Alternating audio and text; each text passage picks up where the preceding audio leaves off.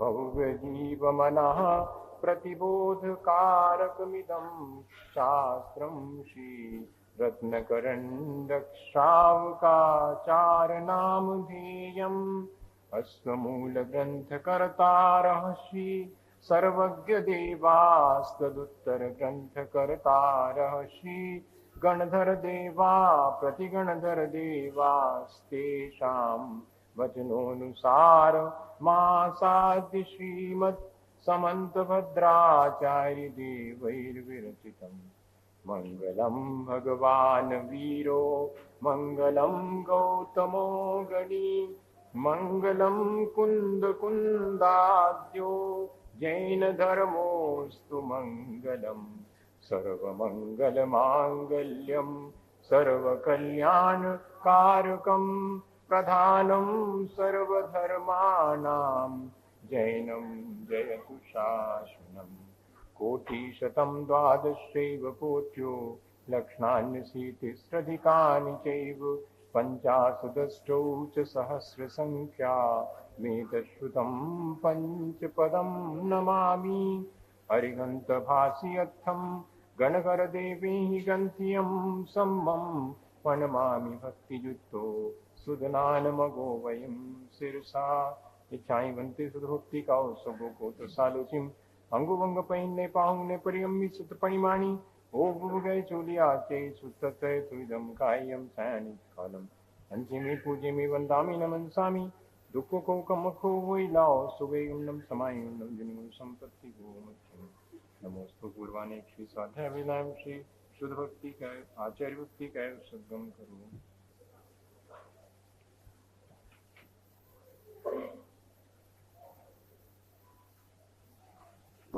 सुचरित तपोनिधिभ्यो नमो गुरुभ्यो गुणगुरुभ्यां छत्तीस गुण सम्मग्गे पंचविहाचारकरण संदर्शे शिष्यानुज्ञे कुशले धम्मायरि सदा वन्दे गुरुभक्ति संयमे नया तरन्ति संसार सायरं घोरं छिन्नन्ति अक्षकम्मं जन्मं मरणं न पावेन्ति ये नित्यं व्रतमन्त्रहोमनिरता ध्यानाग्निहोत्राकुला षट्कर्मा विरतास्तपोधनधना साधुक्रिया साधुवा शीलप्राभरणा गुणप्रहरणाश्चन्द्रार्कतेजोदिता मोक्षद्वारकपाटपाटनभटा पीनन्तु मां साधुवा गुरुवः पान्तु नो नित्यं ज्ञानदर्शन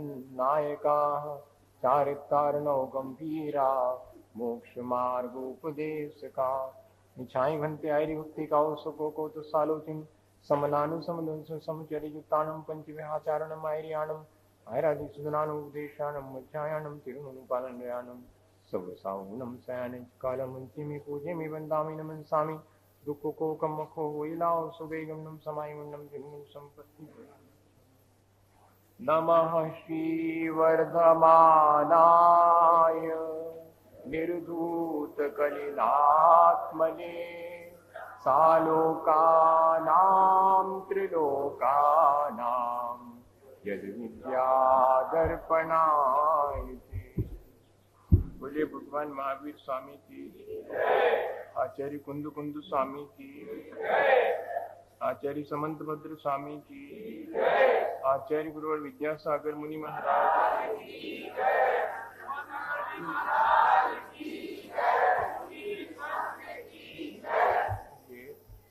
रत्न करंडक श्रावकाचार आचार्य समंत भद्र स्वामी का अपन पढ़ रहे हैं। जीवन में हम चाहते हैं कि हमारे धर्म आवे, उस धर्म का स्वरूप क्या है ये भी हमें जानना पड़ेगा। हमने पिछले दिनों कोशिश की है कि हम धर्म का स्वरूप समझें। जीवों की रक्षा करना धर्म है, सम्यक दर्शन ज्ञान चारित्र अंगीकार करना ये भी धर्म है, और उत्तम क्षमा आदि भाव धारण करना ये भी धर्म है। और ये सब धर्म के माध्यम हैं, साधन हैं। इनसे हमें जो अपने आत्म स्वरूप की प्राप्ति करनी है, वास्तव में वस्तु स्वभाव ही धर्म है। दया तो सबके भीतर सामान्य रूप से होती है, लेकिन जब वो दया सम्यक दर्शन ज्ञान और चारित्र से समन्वित होती है, तब तो उसमें विशेषता है। इसलिए दया धर्म हमारे जीवन में आने के बाद भी हमारा प्रयत्न सच्ची श्रद्धा, ज्ञान और आचरण के प्रति होना चाहिए। और सम्यक दर्शन ज्ञान और चारित्र जिसके पास हैं, उसे ही उत्तम क्षमा आदि भाव शोभा देते हैं। और रत्नत्रय के साथ अगर क्षमा आदि 10 भाव हैं, तो ही हम अपने वस्तु स्वरूप को, अपने आत्म स्वरूप को प्राप्त कर सकते हैं। ये क्रम है। जिन्होंने अपने आत्म स्वरूप को प्राप्त कर लिया है, उन्होंने हमें ये क्रम दिया है। हमने उस आत्म स्वरूप को भी प्राप्त नहीं किया है, इसलिए हमें इस क्रम को ही फॉलो करना पड़े। हम चाहें कि हमें अपना आत्म स्वरूप मात्र विचार करने से प्राप्त हो जाए, तो विचार करने अकेले से कोई चीज प्राप्त नहीं होती। विचार फलवान भी होना चाहिए।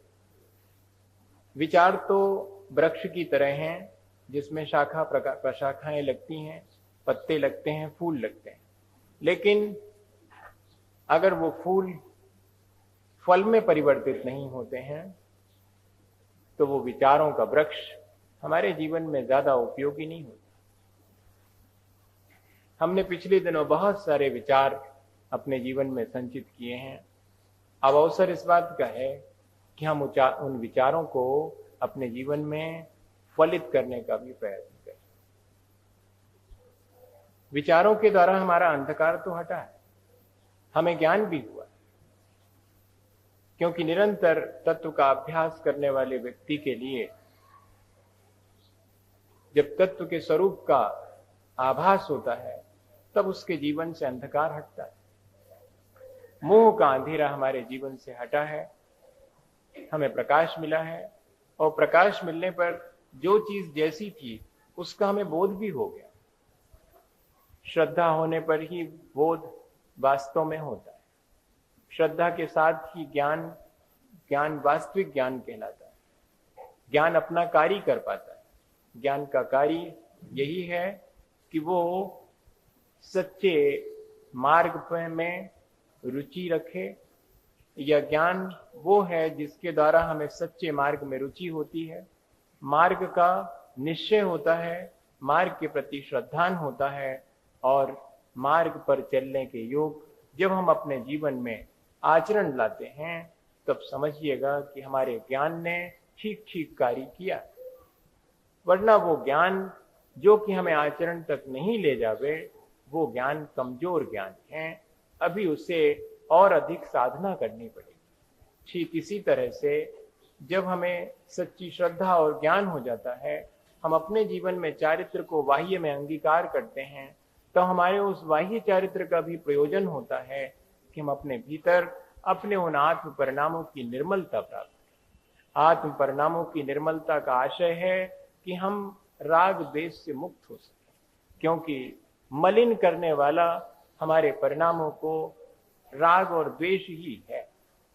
कषायें हमारे परिणामों को मलिन करती हैं, और फिर हम अपने मलिन परिणामों के साथ जो भी करते हैं वो सब पाप ही होता है। इसलिए पाप तो कार्य रूप है, कारण तो उसका कषाय है। जितना जितना कषायों का अभाव होता जाता है, उतना उतना जीवन में चारित्र आता जाता है। और जितना जितना कषायों का भाव होता है, भीतर में तो चारित्र आता ही है, बाह्य में भी हमारी प्रवृत्ति घटती चली जाती है। प्रवृत्ति का घटना ही तो आचरण की पवित्रता है। निवृत्ति की तरफ हम नहीं जा पाते हैं, तो हम प्रवृत्ति को घटा करके निवृत्ति की तरफ जाएंगे। प्रवृत्ति को घटाना भी दो प्रकार से होता है, एक तो पाप प्रवृत्ति को छोड़ ही दिया, और जो पुण्य की प्रवृत्ति थी उस प्रवृत्ति में अपने को लगा लिया। प्रवृत्ति तो करना थी तो क्या करें, पाप प्रवृत्ति छोड़ दी, तो पाप से निवृत्ति हो गई। दो चीजें एक साथ होती हैं। पाप में हम प्रवृत्ति नहीं कर रहे हैं, इसका अर्थ ही है हम निवृत्ति की तरफ जा रहे हैं, और पुण्य में प्रवृत्ति भी उसी के साथ साथ होगी। पाप से बचे हैं, पुण्य में लग गए हैं, प्रवृत्ति पुण्य रूप है, लेकिन निवृत्ति किससे है, पाप से। तो हमारा पूरा धर्म प्रवृत्ति और पूरा आचरण हमारा निवृत्ति और प्रवृत्ति आत्मक ही है। हम पाप प्रवृत्ति से बचते हैं और निवृत्ति की तरफ जाते हैं, और अगर प्रवृत्ति करना भी होती है तो पुण्य की तरफ, धर्म की तरफ हम प्रवृत्ति करते हैं। यही मोक्ष मार्ग में चारित्र अंगीकार करने के समय विचार करना चाहिए। श्रावक कितना कर सकता है, ये तो हमने बात बता दी कि वास्तव में तो निवृत्ति मार्ग ही है। और निवृत्ति भी कैसे, तो कहते पहले पाप से हम निवृत्त हों, पुण्य की तरफ लगें, और फिर बाद में अपने आत्म स्वरूप में स्थित हो जाएंगे। इतने मात्र से निर्मलता आनी शुरू होगी हम अपने आत्म स्वरूप का, क्योंकि हम तो पहले श्रद्धान कर चुके हैं। हमारा लक्ष्य तो हमें स्पष्ट है कि हमें वहां पहुंचना है, इसलिए अब भूल तो हो नहीं सकती। हम सम्यक दर्शन ज्ञान के साथ में चूंकि प्रवृत्ति कर रहे हैं, इसलिए वो सम्यक दर्शन और ज्ञान से युक्त जो प्रवृत्ति है वो भी हमें परंपरा से मोक्ष मार्ग की तरफ ले जाएगी, क्योंकि वो निवृत्ति से संबंधित है। निवृत्ति से युक्त जो प्रवृत्ति है वो प्रवृत्ति भी मोक्ष मार्ग में कारण बनती है। कल अपन ने इस बात को बहुत अच्छे से समझा था कि बाह्य आचरण भी हमारे जीवन को भीतर तक परिवर्तित करने में सफल हो जाता है। एक बार की बात है कि एक राजा था, उसको खीर खाने का बहुत शौक। तो वो रसोइया जो जब भी खीर बनाता तो राजा बड़ी प्रशंसा करते उसकी।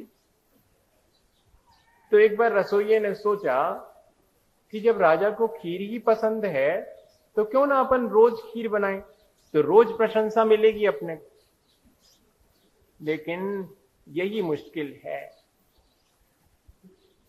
जैसे ही पहला दिन खीर बनी, पहले दिन राजा ने भारी प्रशंसा की। दूसरे दिन उसने फिर खीर परोसी तो राजा ने उतनी प्रशंसा नहीं की, थोड़ा तो कहा कि अरे वाह आज भी खीर बनी है। तीसरे दिन खीर बनी तो राजा ने कोई कमेंट नहीं किया, कुछ भी नहीं कहा कि अच्छी बनी कि खराब बनी। और चौथे दिन तो रसोइये का मुश्किल हो गया। जैसे ही उसने खीर परोसी तो राजा ने कहा कि तुम्हें और दिन काम करना है कि नहीं करना। अरे क्यों, आपको तो खीर पसंद है और हमने तो खीर ही बनाई है, और आप कह रहे हैं कि तुम्हें हमारे यहाँ काम करना है कि नहीं, मैंने ऐसा क्या अपराध कर दिया। तब राजा ने कहा कि भले कितनी अच्छी हो, मैं भी रोज रोज उसे नहीं खा सकता।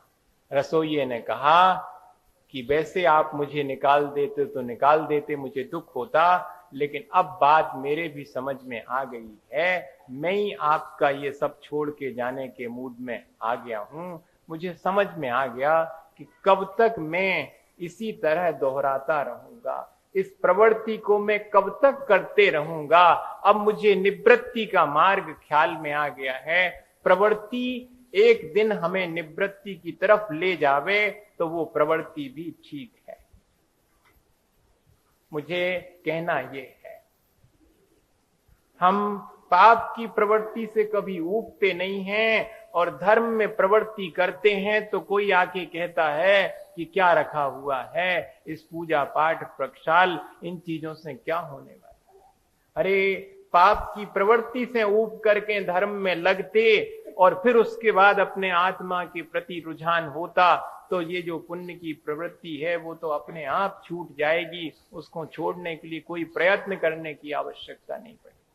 प्रयत्न तो पाप प्रवृत्ति से बचने का करने का कहा गया है, उसी का नाम चारित्र है।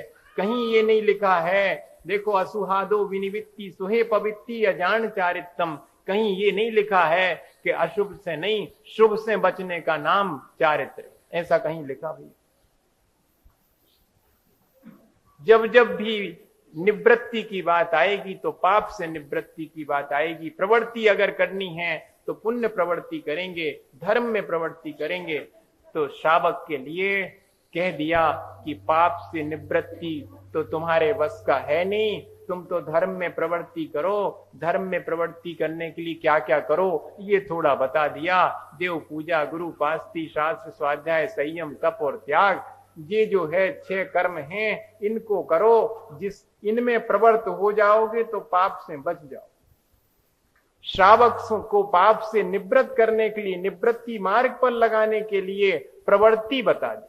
जब मुनि महाराज जी को पहले कहते हैं कि 3 गुप्तियों को धारण करो, निवृत्ति रूप तो वही है, और 3 गुप्ति में कब तक रहा जाएगा, इसलिए 5 समिति भी प्रवृत्ति रूप में उनको दे दी कि ठीक है, कोशिश करना कि न बोलना पड़े, पर अगर बोलना ही पड़े तो शास्त्रोक्त वचन बोलना, हित मित प्रिय वचन बोलना।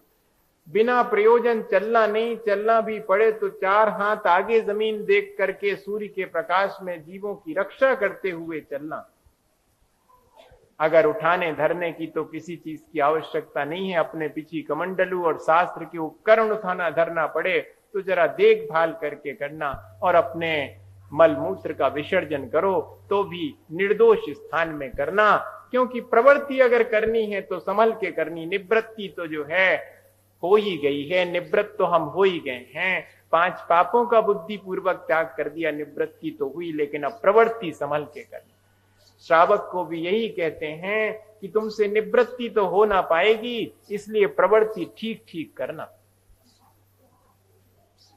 तो ये प्रवृत्ति जिसमें कि हम देव पूजा करते हैं, गुरु पास्ती, गुरुओं के निकट जाकर के धर्म की 4 बातें सीखते हैं, शास्त्र बैठ करके उसका अर्थ समझते हैं कि कैसा है इसका अर्थ, मुझे क्या करना चाहिए, संयम, तप और त्याग, ये सब जो है प्रवृत्ति आत्मक धर्म है। और ये हमें कहाँ ले जाता है? निवृत्ति की तरफ ले जाता है। इसलिए अगर मन में कभी ये आए कि अरे प्रवृत्ति को थोड़ी धर्म कहा है, धर्म तो निवृत्ति को कहा है, तो वहां पर ये अर्थ लगा लेना कि ऐसी प्रवृत्ति जो हमें निवृत्ति की तरफ ले जा रही है हमारे लिए अभिग्राह्य है, निचली अवस्था में वह भी आवश्यक। यहाँ पर वही प्ररूपण है। पूरे रत्नगण श्रावकाचार में प्रवृत्ति बताने जा रहे हैं कि कैसा करना ताकि पाप से निवृत्त हो सके। उद्देश्य ये है, कषाय से बचाने का उद्देश्य सिर्फ यही है कि हम पाप से बच सकें। अगर हमारी कषाय मंद हो जाएगी इन सब चीजों के माध्यम से तो हमारी पाप प्रवृत्ति कम हो जाएगी। संतोषी जीव होवे तो उससे पाप कमती होता, और असंतोषी होवे तो बहुत पाप करता। मंद कषाई होवे तो पाप कम करता है, और बहुत तीव्र कषाई होवे तो पाप बहुत होता है। तो कहते कषाय मंद करो। अब कषाय मंद कैसे हुए भाई? तो कहती यही प्रवृत्ति बताता हूं जिससे कषाय मंद। व्रत नियम संयम काहे के लिए हैं? कषायों की मंदता के लिए। और कषाय की मंदता काहे के लिए है भाई? तो अपने परिणामों की निर्मलता के लिए है। ये क्रम है।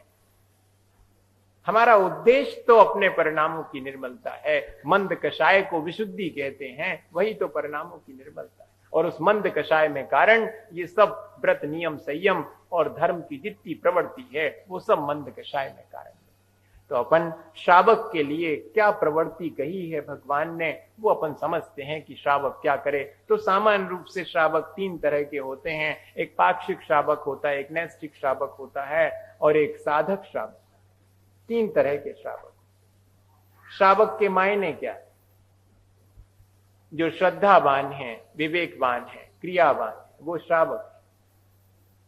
और या कि कहते हैं कि जो पाप और पुण्य के मार्ग को ठीक ठीक प्रकार से सुन करके पाप के मार्ग को छोड़ करके पुण्य के मार्ग पर जाता है, वो श्रावक है। सोचा जाने कल्याणम, सोचा जाने पावगम, उभयम पि जाने सोचा जम सेयम तब तम समाचरे। सुन करके ही वो मोक्ष का मार्ग जानता है, सुन करके ही पाप का मार्ग जाना जाता है। दोनों मार्ग सुन करके ही जान लिए हैं, पर अब करना क्या है? जम श्रियम तम समाचरी, श्रेयस्कर क्या है उसके लिए आचरण करो। ये श्रावक के लिए उपदेश है। पाक्षिक श्रावक वो है जो कि अहिंसा धर्म का पक्ष लेता है, अर्थात अहिंसा आदि 5 अणुव्रतों को ग्रहण करता है, वो पाक्षिक श्रावक। हमारा धर्म का पक्ष क्या है? हमारा धर्म का पक्ष तो अहिंसा ही है, और जहां अहिंसा आई वहां पर 4 व्रत और आ ही गए। 5 व्रत एक साथ होते अकेला ऐसा कभी आपने सुना हो कि हमारा तो अहिंसा अणुव्रत है, लेकिन झूठ बोलत है हम? ऐसा हो सकता है? नहीं। अहिंसा अगर अणुव्रत ले लिया तो सत्य भी आ गया, अचोरी भी आ गया, ब्रह्मचर्य भी आ गया, और परिग्रह का परिमाण भी आ गया। एक के आने पर 5 ही आते। इसलिए अहिंसा ही पक्ष है, अर्थात 5 अणुव्रतों को जो अंगीकार करता है। पहले भैया 5 अणुव्रत और 3 मकार का त्याग जो है, बचपन में दिलाया जाता था कि लड़का 8 वर्ष का हो गया, अब 8 मूल गुण दिला दो, इसको जैनी बना दो। अब ये प्रचलन भी खत्म हो गया। अब तो 3 मकार और 5 उदंबर फल को त्याग भी करना बहुत मुश्किल हो। डायरेक्ट इनडायरेक्ट मकार भी उपयोग में आते हैं, मध्य मधु मांस, और 5 उदंबर फल भी किस किस चीज में मिले हैं तो उनका भी कोई ठिकाना नहीं रह गया। पाक्षिक श्रावक भी आज बहुत मुश्किल है। पाक्षिक श्रावक बनना भी, और अगर समंतभद्र स्वामी के अनुसार पाक्षिक श्रावक बनना हो तो और भी मुश्किल है। 5 अणुव्रतों का पालन करना, जिसमें सबसे कठिन तो लगता है व्यक्ति को परिग्रह का परिमाण। इच्छाओं का परिमाण करना सबसे ज्यादा कठिन। परिग्रह का परिमाण फिर भी आसान, चलो 4 चीजें रख ले हैं, 14 ने रखे, 4 ही रखें ले। मनोन 4 में भी जितनी आसक्ति हो सकत वह 14 में न हो। हाँ, इसलिए परिग्रह परिमाण को आचार्य समंतभद्र स्वामी है पहले आचार्य, जिन्होंने की इच्छा परिमाण नाम आपी। आगे पढ़ेंगे। इच्छा का परिमाण कर लेना, परिग्रह का तो तुम परिमाण कर लोगे, 4 चीजें रख लोगे, लेकिन दाम बिना निर्धन दुखी और तृष्णावश धनवान। ये लाइन ध्यान रखना। अगर संतोष है तो वो परिग्रह का परिमाण तुम्हारे जीवन में सुखी बनाएगा तुम्हें, वरना परिग्रह का परिमाण सुख नहीं दे पाएगा, क्योंकि इच्छाओं पर हमने काबू नहीं किया। एक व्यक्ति जिसके पास धेला नहीं है वो भी दुखी है कि हो तो हमारे पास, नहीं हो तब भी हम शांत हैं। यह है परिग्रह परिमाण की दृष्टिकोण। इसलिए 5 अणुव्रत भी आज के समय में अंगीकार करना। अभी तो सुबह सुबह ही 5 अणुव्रत मेरे से अभी आज ही हमारा तो चलता रहता है, आपका धंधा एकदम तेजी से चलता है। तो आज तो सुबह सुबह से जो है 5 अणुव्रत, 3 मकार का त्याग, 8 मूल गुण का नियम हो गया। हमने कहा चलो अच्छा हुआ, श्रावक धर्म पर आज हम शुरुआत करने वाले हैं, और किसी ने तो जो है इसकी शुरुआत, ये तो हम पढ़ाई की शुरुआत कर रहे हैं, जीवन में शुरुआत करना पड़ेगी, तब वास्तविक पढ़ाई कहलाएगी। जब तक हम अपने जीवन में इनको नहीं अंगीकार करेंगे, पाक्षिक श्रावक तो हो ही जाना चाहिए। उसके बाद कहते हैं कि जो 12 व्रतों का पालन करता है, प्रतिमा ग्रहण करता है, वो नैष्ठिक श्रावक कहलाता है। और जीवन के अंत में 12 व्रतों का पालन करते हुए और समाधि पूर्वक मरण करता है तो वो साधक श्रावक कहलाता है। भैया इन 3 में से किसी में तो अपना नाम लिखवाने की कोशिश करो, नहीं तो सदगृहस्थ ही ठीक, इतना ही हो जाए। सदगृहस्थ भी बहुत, गृहस्थ तो सब हैं, ब्याह कर लो सो गृहस्थी हो गई, अकेले इतने से थोड़ी गृहस्थी होती। कहते सदगृहस्थ, अर्थात जो अपने धर्म को ठीक ठीक समझ करके जितना बनता उतना पालन करता है, इतना तो कम से कम हो, और अगर हो सके तो अणुव्रत ग्रहण करे तो पाक्षिक श्रावक हो जाए, और प्रतिमा इत्यादि 12 व्रत अंगीकार करे तो वो नैष्ठिक श्रावक। आज अपन पढ़ते हैं कि इस तरह श्रावक के लिए कितने व्रत कहे गए हैं, और 12 व्रत अगर श्रावक को कहे गए हैं तो वे कौन कौन से हैं, और श्रावक के लिए प्रतिमाओं का क्या स्वरूप है। ये सब चीजें इस ग्रंथ में अपन आगे क्रमशः पढ़ेंगे। आज 2 प्रकार का चारित्र जो आंशिक रूप से ग्रहण किया जाता है, 5 पापों का त्याग करने पर जो होता है आंशिक रूप से, वो देश चारित्र है, और जो समस्त 5 पापों का त्याग करने पर होता है वो सकल चारित्र है। ये अपन अभी पढ़ चुके हैं। अब कहते हैं और कैसे अपने जीवन में प्रवृत्ति को ठीक ठीक करे श्रावक, उसके लिए ग्रहीणाम त्रेधातिष्ठत् त्यनुगुण शिक्षा व्रतात्मकं चरणम पंचत्रिचतुर्भेदम त्रयं यथा संख्यमाख्यातम।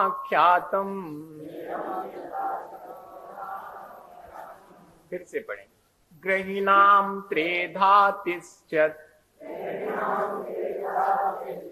त्यनुगुण शिक्षा व्रतात्मकं चरणम पंचत्रिचतुर्भेदम त्रयं यथा संख्यमाख्यातम।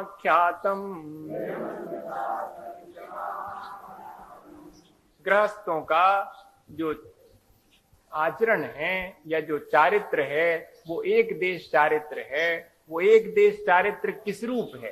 कहते अनुव्रत, गुणव्रत और शिक्षा व्रत रूप है।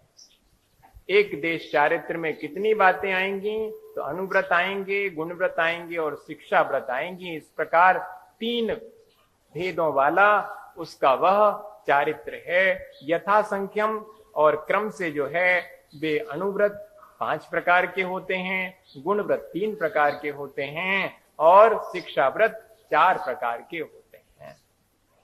अब ये सुनने में तो कठिन लगते हैं भैया, लेकिन है बहुत आसान, करने में भी आसान। ज्यादा नहीं, एक बार आदमी मन बना लेवे तो सब कर सकता। जब आदमी पाप कर सकता तो पाप से नहीं बच सकता है? जो आदमी पाप कर सकता है, बड़ी ताकत चाहिए पाप करने के लिए, कमती थोड़ी।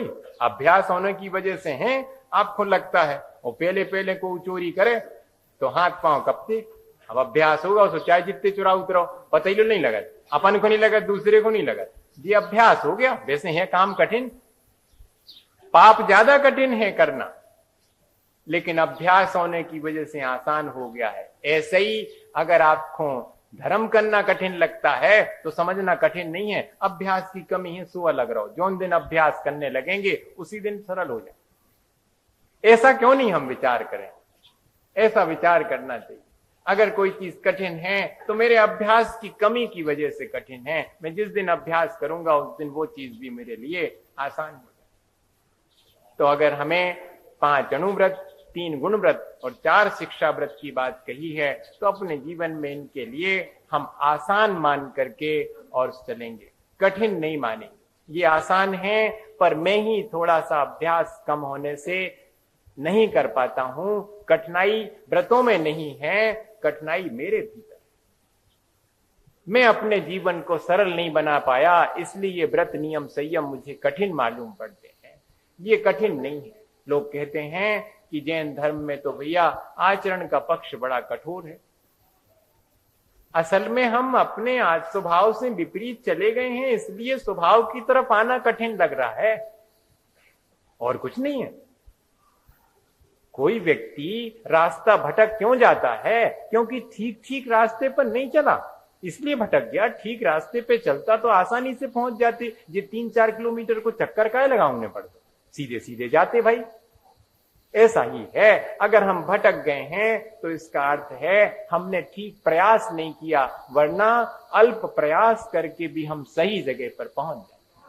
तो हम उस भटकन से बचने के लिए ये मान के चलें कि अब हमें सही दिशा में प्रयास करना है। 5 अनुव्रत, 3 गुणव्रत और 4 शिक्षा व्रत क्रम क्रम से आएंगे। आज पहला अनुव्रत, वैसे इनके नाम अपन सीख लेते हैं। अहिंसानुव्रत, सत्यानुव्रत, अचौर्यानुव्रत, ब्रह्मचर्य अनुव्रत और परिग्रह परिमाण अनुव्रत, ये 5 अनुव्रत हैं। और आचार्य भगवंतों ने अपने इसमें गुणव्रत थोड़े दूसरे ढंग से रखे हुए हैं, थोड़ा फर्क है गुणव्रत में। दिग्व्रत, अनर्थ दंड व्रत और भोगो भोग परिमाण, ये 3 जो है वो गुणव्रत हैं। और 4 शिक्षा व्रतों में देशावकाशिकम व सामयिकम प्रोषदो वासो व वैयाव्रत्यम शिक्षा व्रतानी 4 शिष्टानी, आगे जाकर के ये पढ़ेंगे अपन कि 4 शिक्षा व्रत होते हैं। देशावकाशिक है, सामायिक है, प्रोस्तोपवास है और बय्याव्रत है। ये 4 शिक्षा जिसके द्वारा मुनिजनों के आचरण की शिक्षा मिले उसे शिक्षा व्रत कहते हैं। और जो अहिंसा आदि व्रतों के गुणों में और वृद्धि करें वे गुणव्रत कहलाते हैं। सीधी सी परिभाषा है। जो हमारे अणुव्रतों को और अधिक बढ़ावें, उनके लिए वृद्धि करें तो वो गुणव्रत कहलाएंगे, उनके गुणों को बढ़ाने वाले हैं। या 8 मूल गुण हमने ले लिए हैं, उन 8 मूल गुणों को और अधिक बढ़ाने वाले कौन से हैं? तो 3 गुणव्रत भी। और मुनि जनों के आचरण की शिक्षा देने वाले शिक्षा व्रत हैं। श्रावक जो है इन 12 व्रतों का पालन करता है तो वो अपने जीवन का कल्याण आसानी से कर सकता है। पहला जो है अपन पढ़ते हैं कि कौन सा अणुव्रत है? अहिंसा अणुव्रत है। प्राणातिपात वितथ, प्राणातिपात वितथ व्याहारस्तेय काममूर्षेभ्यः, तेय काममूर्षेभ्यः स्थूलेभ्यः पापेभ्यो, स्थूलेभ्यः पापेभ्यो व्युपरमणमनुव्रतं भवति। व्युपरमण मनुव्रतम ऐसा है। हाँ, फिर से पढ़े। प्राणातिपात वितथ व्याहारस्तेय काममूर्षेभ्यः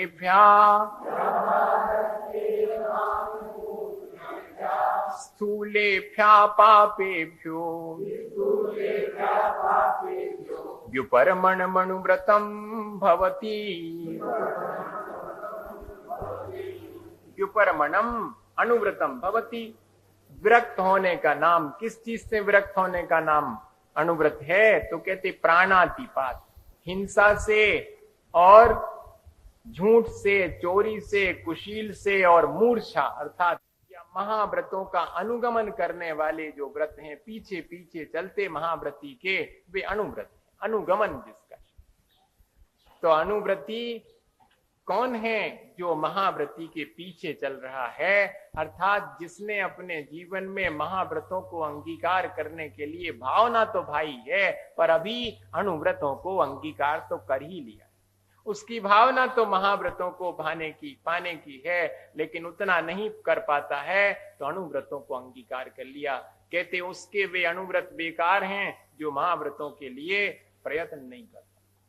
सागर धर्माव्रत की शुरुआत में कहते हैं कि अनुव्रती तो वो है जो निरंतर महाव्रतों की भावना भाता है, और सम्यक दृष्टि वो है जो अनुव्रत और महाव्रत दोनों के लिए तत्पर है कि मैं कब ग्रहण कर लूं, वरना उसका सम्यक दर्शन ज्यादा समय तक टिकने वाला नहीं। अनुव्रत और महाव्रत सम्यक दर्शन के साथ अंगीकार किए जाएं तो सम्यक दर्शन की निर्मलता भी बढ़ती है, और मोक्ष का मार्ग वास्तव में वहीं से बनता है जहां से आचरण आता है। टूररमल जी से मोक्ष मार्ग प्रकाशक में पूछते कि अविरत सम्यक दृष्टि के मोक्ष मार्ग हो गए, तो कहते अवार कोनी आगे होसी निर्धार भया,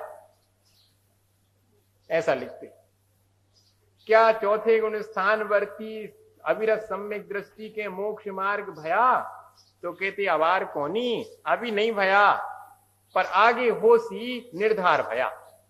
जी तय हो गया कि आगे होएगा। सम्यक दर्शन से इतना ही निर्धारित होता है कि आगे मोक्ष मार्ग होगा, अभी हुआ नहीं है। मोक्ष मार्ग तो तब कहलाएगा जब उसके साथ अनुव्रत या महाव्रत अंगीकार करे, तब सम्यक दर्शन ज्ञान चारित्राणी मोक्ष मार्ग।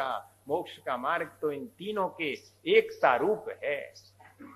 तो श्रावक जो है, इसीलिए श्रावक श्रेष्ठ है, क्योंकि वो अपने जीवन में महाव्रतों की भावना भाता है और अनुव्रतों को तो अंगीकार कर ही लेता है। ये 5 अनुव्रत हमें जरूर से अपने जीवन में अंगीकार करने के लिए कोशिश करनी चाहिए। सामान्य रूप से अहिंसा का स्वरूप अगर अपन थोड़ा सा समझने की कोशिश करें तो अहिंसा का स्वरूप सीधा सीधा है कि हम जब मन वचन काया के द्वारा दूसरे प्राणियों के लिए कोई तकलीफ नहीं पहुंचाते हैं, तब वो अहिंसा अनुव्रत है। श्रावक के लिए इतना बड़ा तो नहीं हो पाता है। 4 प्रकार की हिंसा में से श्रावक कोशिश करे कि वो एक प्रकार की हिंसा से तो बचे। 4 प्रकार की हिंसा कौन सी है अपन सब जानते हैं। संकल्पी हिंसा है, उद्योगी हिंसा है, आरंभी हिंसा है और विरोधी हिंसा है। श्रावक इसमें से अगर अहिंसा अणुव्रत ग्रहण करता है तो उसका कर्तव्य है कि वो संकल्पी हिंसा से बचे, इरादा करके बिना वजह किसी दूसरे जीव को मन वचन काय से कष्ट न पहुंचावे। ये उसका अहिंसानुव्रत है। अपन इस अहिंसानुव्रत को ठीक ग्रहण करने वाले लोग भी समझ नहीं पाते हैं। मुझे तो इस चीज को देखता हूं तो बहुत दुख होता है। देखो, एक चींटी पर पैर पड़ जाता है तो ग्लानि हो जाती है, लेकिन हमारे जीवन से किसी व्यक्ति को और कड़े वचन कहने से कष्ट पहुंच जाता है, इस बात की ग्लानि नहीं। हमारे व्यवहार से किसी जीव को तकलीफ पहुंचती, संगी पंचेंद्री को, हमारे घर के व्यक्ति को, हमारे आस पड़ोस के संगी पंचेंद्री को हम उसे कष्ट पहुंचाने की चेष्टा करते बुद्धि पूर्वक, तो हमारे मन में ग्लानि नहीं आती, और एक छोटी सी चींटी मर जावे तो ग्लानि आती। ऐसा हमारा कैसा अहिंसा का विचार है। हमें इस चीज को बहुत गौर से समझना पड़ेगा कि जैसे हम छोटे छोटे से जीवों के प्राणों की अगर विघात हमसे होता है तो तकलीफ पाते हैं, ऐसे ही हमारे जीवन से किसी संगी पंचेंद्री, हमारे कम से कम जो साधर्मी हैं, उनके लिए तो कोई कष्ट ना पहुंचे, इतना भी ध्यान नहीं रखते हैं। हमें आगे हम पढ़ेंगे तो पहले नंबर ये बात ध्यान में रखने की है, सत्वेषु मैत्रीम गुणिषु प्रमोदम क्लिष्टेषु जीवेषु कृपा परत्व माधस्थ भावम विपरीत वृत्तम। पढ़ते तो जरूर है सामायिक पाठ में, लेकिन ये बहुत आवश्यक। कोई भी व्रत, नियम, संयम, अहिंसा अणुव्रत भी लिया है तो उसके पहले ये 4 बातें तो आनी ही चाहिए। प्राणी मात्र से मैत्री आनी चाहिए, मेरे मन में सबके प्रति मैत्री है। इतना श्रावक को करने के लिए है, साधु के लिए तो ठीक ही है भैया, श्रावक के लिए लिखा हुआ कि मेरे मन में सबके प्रति किसी भी जीव को कष्ट देने का बुद्धिपूर्वक विचार ना आवे। मेरे से कष्ट पहुंच जाएगा, मैं जानता हूं, दिन भर उठूंगा, बैठूंगा, आऊंगा, जाऊंगा, बोलूंगा, खाऊंगा, पीऊंगा, सब काम करूंगा संसार के, जरूर मुझे मालूम है कि कष्ट पहुंचने वाला है, लेकिन मेरा इरादा नहीं, मेरा कोई ऐसा संकल्प नहीं है, मेरे मन में इस तरह का कोई विचार नहीं है कि मैं जीवों को संक्लेश पहुंचाऊं, जीवों को कषाय करवाऊं। देखो, कषाय करने वाले से ज्यादा बुरा है कषाय करवाने वाला। जिस तरफ अपना ध्यान नहीं जाता, अपन स्वयं कषाय नहीं कर रहे हैं, लेकिन दूसरे को कषाय अपने माध्यम से होती है, तो उसमें अपन निमित्त बने हैं, वो भी हमें बचना चाहिए। न स्वयं कषाय करें, न स्वयं पाप करें, न किसी दूसरे को पाप के लिए प्रेरित करें। कोई पाप करे तो मन से उसकी प्रशंसा भी न करें।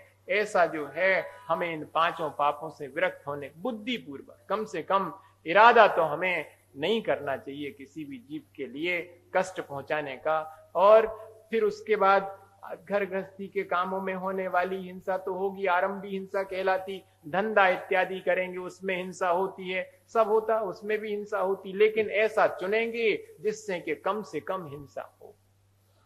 15 प्रकार के बुरे कर्म होते हैं, वो नहीं करेंगे कि शराब का ठेका ले लिया, कि चमड़े का व्यापार कर लिया, कि जंगल जलाने का व्यापार कर लिया, क्या किया कि कोई बहुत बड़ी फैक्ट्री डाल ली जिसमें हिंसा बहुत होती है। कहते ऐसा काम नहीं करेगा। जैनी का काम तो हीरे जवाहरात का था, पहले नंबर का, दूसरे नंबर का व्यापार करेगा तो कपड़े का व्यापार करेगा, और कोई व्यापार करने का था नहीं। पहले समाज में बड़ा इस बात का विरोध होता था, कोई अगर इसके अलावा कोई व्यापार करे। अब तो भैया चाहे जौन सो व्यापार है, जोन में 4 पैसा बचे वो व्यापार, और कुछ नहीं। पहले व्यापार का भी विचार करता था। सर्विस तो करना बहुत दूर की बात होती थी, क्योंकि सर्विस में दूसरे के मातहत काम करना पड़ेगा, वो हमसे पाप करवाएगा तो हमें उसके लिए पाप करना पड़ेगा, अपने 2 पैसा के पीछे। ये विचार करता था व्यक्ति, करे भैया दूसरे की नौकरी नहीं करने, क्या पता भी कौन सा पाप हमसे करवाएंगे और 4 पैसा मिलेंगे, उसको क्या होने वाला। ये स्थिति थी। तो आज भी जो है, अगर हम अपने उद्योगों में थोड़ा सा भी विचार कर लेवें, थोड़ा संतोष धारण कर लेवें, तो हम उद्योग में भी होने वाली हिंसा, ऐसा नहीं मानना कि उद्योगी हिंसा करने का तो कहा है श्रावक के लिए, घर गृहस्थी की आरंभ करने का कहा नहीं भैया, ये कहा है कि थोड़ा बहुत अपने जीवन चलाने के लिए घर गृहस्थी का काम करना पड़ेगा, उसमें हिंसा तो होगी, क्या करे श्रावक, ये कहा। उद्योग अर्थ पुरुषार्थ करेगा तो होगा, और कोई अपने ऊपर हमला करेगा तो अपनी आत्मरक्षा के लिए अस्त्र भी उठाना पड़ेगा, शस्त्र भी उठाना पड़ेगा, ये विरोधी हिंसा भी होगी। लेकिन इसका अर्थ ये नहीं है कि इन 3 प्रकार की हिंसा को चाहे जितना करो, ऐसा भी नहीं समझना, इनमें भी बहुत विचार करके और इस चीज को करते हैं। आगे अपन समझेंगे अहिंसा का स्वरूप। मैं तो सोचता हूं कि अगर अहिंसा ही हमारे ठीक से समझ में आ जावे तो 5 अनुव्रत समझ में आ जाएंगे। अहिंसा का ठीक ठीक विचार हम लोग कर नहीं पाते, हम लोग तो इतना ही जानते हैं कि छान के पानी पी लो और 16 को खा लो, हो गई अहिंसा। सो भैया अकेले इतने से नहीं होता है, तुमने 4 बातें करनी चलें अगर घरे तो वह तुम्हारी अहिंसा वहिंसा सब एक तरफी धरी रहे। भाई हम तो बिल्कुल स्पष्ट आपसे कहते, और यहां पर भी आने वाले हैं व्रत, उन व्रतों में भी कई बार ऐसा होता है कि उत्तम क्षमा के दिन भी क्रोध आ जाता, तो जा भर कह देते कि अगर आज क्षमा को दिन में होते तो देखते हम। यह विचार आया क्यों, ऐसा विचार आया क्यों? हम अपनी कषायों को इतना भी नहीं जीत पाते हैं, और भले ही हम बहुत सारे नियम उपनियम बना लेते हैं। चतुर्दशी है तो कहीं मंदिर के भंडारे को लेकर के, कहीं उसके आपके हिसाब को लेकर के और कषाय करते, भैया जी बदलो प्रवृत्ति, ये अहिंसा नहीं है। हम जब अहिंसा समझने बैठे हैं तो इन सब छोटी छोटी चीजों में भी हमें विचार करना पड़ेगा, मोटा मोटा स्थूल त्याग तो करना ही पड़ेगा हमारे लिए। इसलिए 5 पापों से बचने के लिए हम प्रयत्न करेंगे, हमारी निवृत्ति इन 5 पापों से हो, यही चारित्र है। इस चारित्र के लिए भावना भाते हैं। बोलिए आचार्य गुरु और विद्यासागर।